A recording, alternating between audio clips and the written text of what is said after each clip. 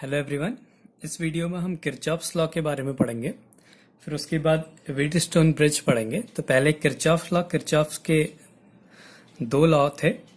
पहला था कि इन an electric circuit the algebraic sum of current meeting at any junction in the circuit is zero. किसी भी circuit में जो करंट या उसकी तरफ आ रहा हो या बाहर जा रहा हो किसी भी जंक्शन से, उसका एल्जेब्रिक सम जीरो होता है। तो पहले मैं इसका स्टेटमेंट लिख देता हूं, फिर उसके बाद देखेंगे, इसको समझेंगे कि कैसे है ये।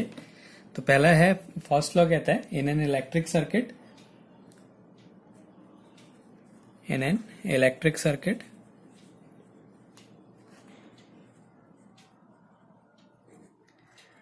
the algebraic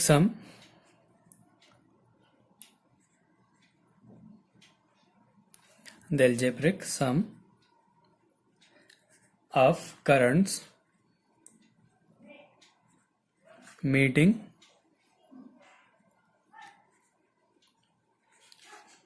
at any junction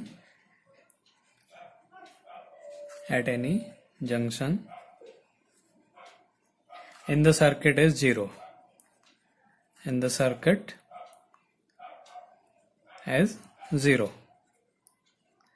ये है पहला स्टेटमेंट कि किसी भी सर्किट में के किसी भी जंक्शन में जो करंट होता है उसका एल्जेब्रिक सम जीरो होता है। माना एक ये पॉइंट है, यहाँ पे ये एक करंट आ रहा है, माना ये I1 है, ये I2 है, एक करंट ऐसे ये माना I3 है, I4 है, I5 है, ये है। तो ये जो जिस पॉइंट पे मिल रहे हैं इसको बोलते हैं जंक्शन। और ये लॉ कहता है कि किसी भी जंक्शन में जो करंट है इसका एल्जेब्रिक सम जो है वो हमेशा जीरो होता है, sigma I equals to zero. अब इसको कैसे लिखेंगे कि जो करंट जंक्शन की तरफ आ रहा है उसको पॉजिटिव कर लो और जो बाहर जा रहा है उसको नेगेटिव कर लो, या फिर जो बाहर जा रहा है उसको पॉजिटिव ले लो और जो अंदर की तरफ आ रहा है उसको नेगेटिव करेंगे। तो ये एल्जेब्रिक सम में हम लोग साइन भी लेंगे उसका। तो ये I1 अंदर की तरफ है एरो, तो ये हो गया I1 प्लस I2, फिर ये बाहर है माइनस I3, I4 भी बाहर को है माइनस I4, फिर I5 अंदर को है plus I5 equals to zero. ये इसका फर्स्ट लॉ है। अब इसको अगर हम थोड़ा सा सॉल्व कर दें तो क्या हो जाएगा, I1 plus I2 plus I5 equals to I3 plus I4 के। तो ये I1, I2, I5 क्या है, जो करंट जंक्शन की तरफ जा रहे हैं, और I3, I4 क्या है, I3 और I4 जो करंट जंक्शन से दूर जा रहा है। इसका मतलब current approaching the junction equals to current leaving the junction. Current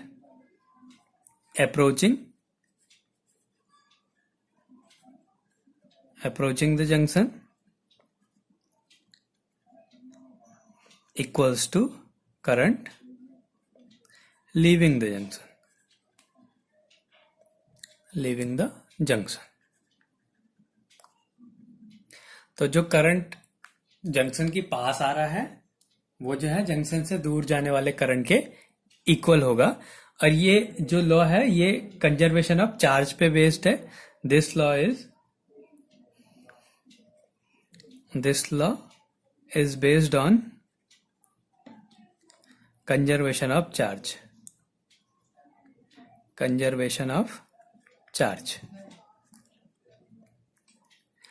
तो कभी कभी क्वेश्चन आ जाता है कि जो किरचॉफ का फर्स्ट लॉ है वो किस पे बेस्ड है, तो हम कहेंगे कि वो कंजर्वेशन ऑफ चार्ज पे बेस्ड है। तो फर्स्ट लॉ क्या कहता है, इन an electric circuit the algebraic sum of current meeting at any junction in the circuit is zero. किसी भी जंक्शन में जो करंट मीट कर रहा है उसका जो एल्जेब्रिक सम होगा वो जीरो होगा। और या फिर current approaching the junction equals to current leaving the junction. This law is based on conservation of charge. तो ये तो था हमारा फर्स्ट लॉ। अब सेकेंड लॉ क्या कहता है, सेकेंड लॉ, तो इसका भी पहले स्टेटमेंट लिख देता हूं, फिर उसके बाद उसको एक्सप्लेन करेंगे कि कैसे होता है ये लॉ। तो सेकेंड लॉ है in a close loop of a circuit, closed loop of a circuit the algebraic sum of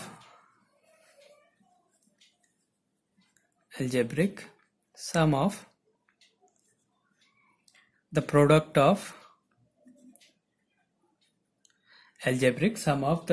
of current and resistance in each part of the loop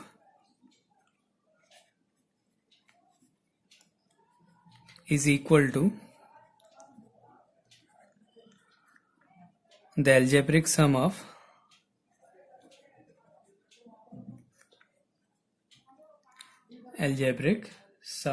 the EMFs in that loop. ये है second statement. In a close loop of a circuit, close loop मतलब एक circuit है जो कि closed है. In a close loop of a circuit the algebraic sum of the product of current and resistance, algebraic sum of the product of current and resistance in each part of the loop is equal to the algebraic sum of the EMFs in that loop. ये जो है इसका statement है. तो याद करने के लिए ठीक रहता है कि किसी भी in an electric circuit the algebraic sum of current, ये क्या है, सिग्मा आई इक्वल्स टू 0, मतलब algebraic sum of current meeting at any junction in the circuit is 0. यहाँ पे algebraic sum of the product of current and resistance in a loop is equal to algebraic sum of EMFs in that loop. तो ये इसका second statement है. या फिर एक और स्टेटमेंट है इसका, इसी का दूसरा फॉर्म है. ये आई आर क्या है, ये भी पोटेंशियल है और ये भी पोटेंशियल है. तो मतलब किसी भी सर्किट का जो नेट पोटेंशियल होता है वो 0 हो जाता है. अगर हम इसको लेके आए तो ये भी पोटेंशियल, ये भी पोटेंशियल, तो ये इक्वल्स टू 0 हो जाएगा. ये नेट ईएमएफ जो होता है किसी भी सर्किट का वो 0 होता है. तो इसका दूसरा स्टेटमेंट हम ये भी लिख सकते हैं कि net potential in any closed loop, net potential in any closed loop is 0. ये जो है ये भी एक स्टेटमेंट है इसके लिए. अब इसको कैसे हम अप्लाई करेंगे, तो इसके लिए एक सर्किट बनाते हैं. तो ये एक सर्किट है माना,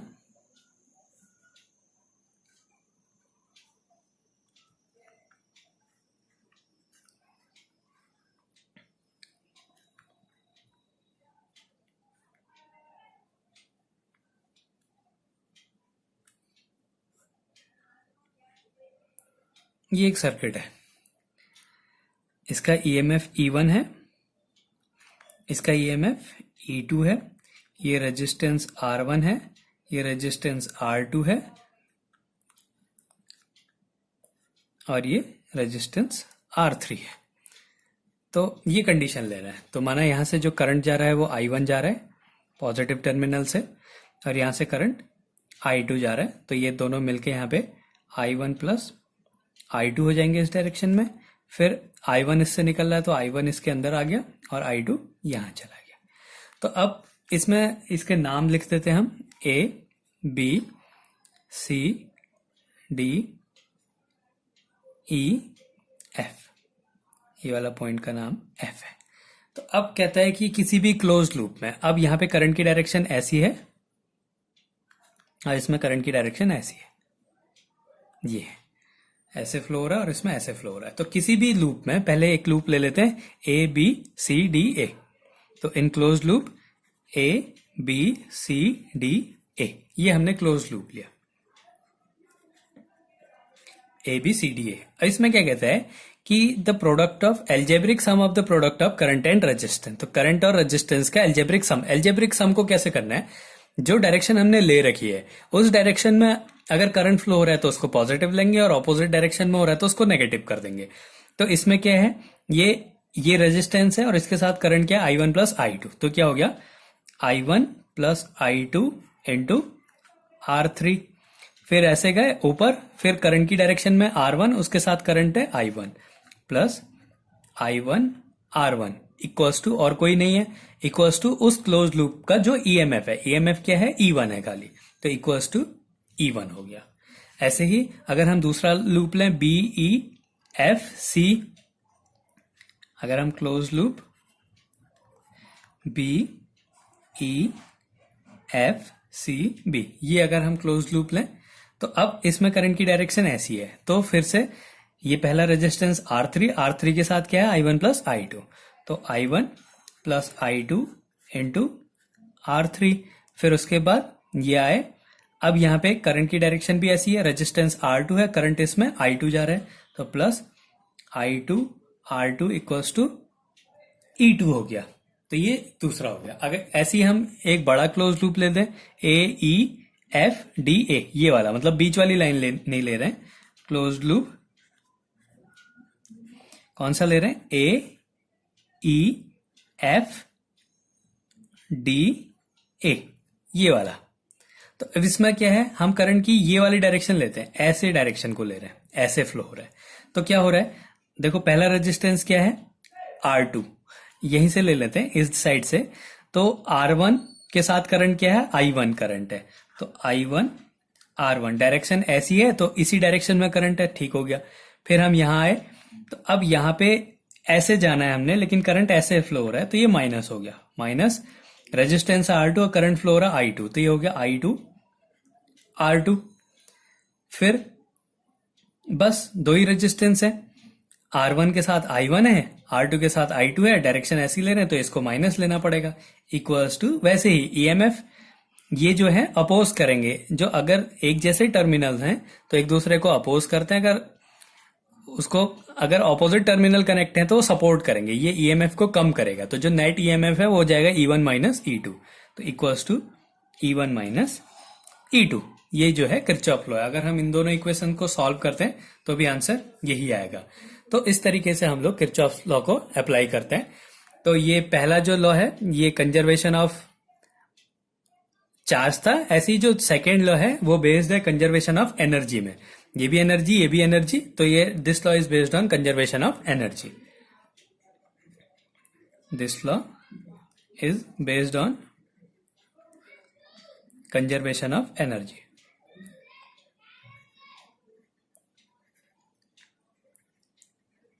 तो ये किरचॉफ के दो लॉज हैं। अब इस किरचॉफ के लॉ को हम यूज करके इसका एक एप्लीकेशन पढ़ेंगे जो कि क्या है, व्हीटस्टोन ब्रिज। तो यही लॉज को हमने अप्लाई करना है और इससे व्हीटस्टोन ब्रिज पढ़ना है, तो व्हीटस्टोन ब्रिज में हम इसको और ज्यादा अच्छे से समझ सकेंगे। तो अगला टॉपिक जो है वो है व्हीटस्टोन ब्रिज।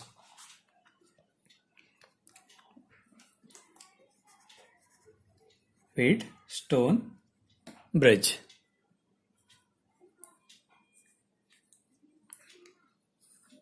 ये है व्हीटस्टोन ब्रिज। अब हमने इसके बारे में पढ़ना है। तो इसमें क्या होता है, चार रेजिस्टेंसेस लगे रहते हैं, एक रेजिस्टेंस ये है, एक रेजिस्टेंस ये है, एक रेजिस्टेंस ये लगा है और एक रेजिस्टेंस ये लगा है। तो ये चार रेजिस्टेंस है।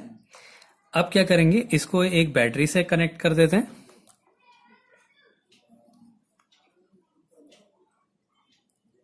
ये हमने एक बैटरी से कनेक्ट कर दिया, माना ये E है, इनके नाम दे देते हैं A B C और ये D, माना ये P है, ये Q है, ये R है और ये S है रेजिस्टेंस। तो इसमें क्या होता है, और यहां पे हमने इसकी जो ये B और D है ये एक गैल्वेनोमीटर से कनेक्ट कर दिया, इसको हमने एक गैल्वेनोमीटर से कनेक्ट कर दिया। अब क्या कहता है कि इसमें अगर इस गैल्वेनोमीटर में करंट फ्लो नहीं हो रहा है तो क्या होता है, P upon Q R upon S के इक्वल होता है। तो इसका स्टेटमेंट है, इफ नो करंट